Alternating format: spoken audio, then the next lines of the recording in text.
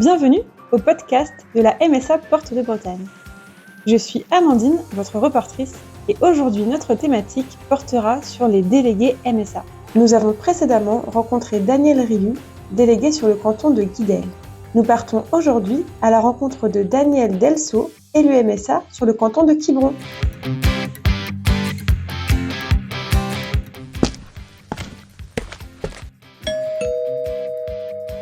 Bonjour Monsieur Delceau.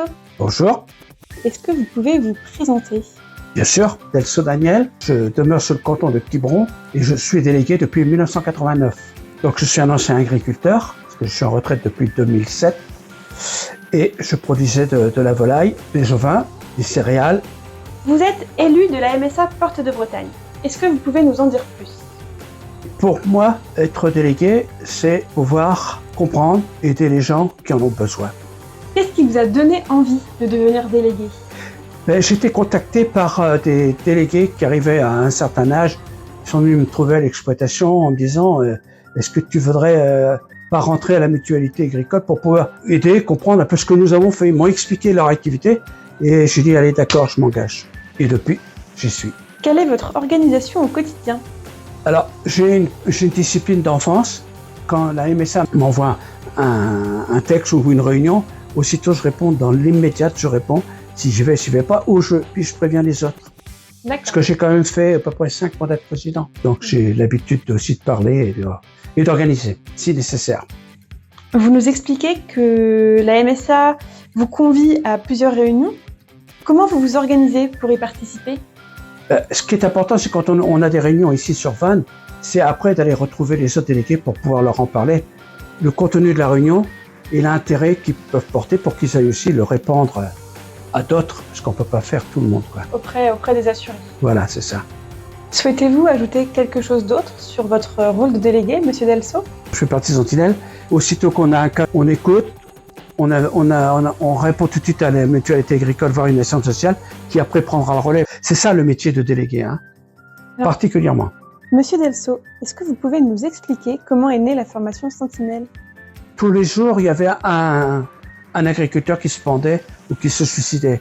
Alors on a dit il faut faire quelque chose. Et je pense que le délégué en question qui va rentrer à Sentinelle, c'est lui, comme il côtoie, il rencontre des tas d'agriculteurs, c'est lui qui va dire ah, il y a quelque chose qui va pas.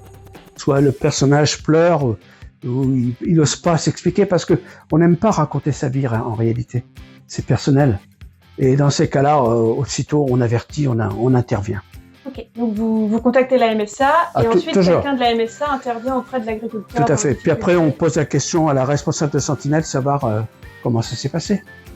Souhaitez-vous faire passer un message auprès des personnes qui souhaitent devenir déléguées ? On a de l'entraide et de la solidarité. Il faut avoir du cœur surtout, et puis de l'idée. Passons maintenant à la question chiffre clé. Est-ce que vous savez combien il y a d'adhérents à la MSA Porte de Bretagne ? Non, combien il y a d'adhérents, c'est ça ? Oui. Non, je sais pas. Ou on me dit, mais j'ai pas le souvenir réel. Alors en 2023, en tout cas, il y avait 214 646 adhérents à la MSA Porte de Bretagne. C'est pas mal. Il faudrait que ça continue.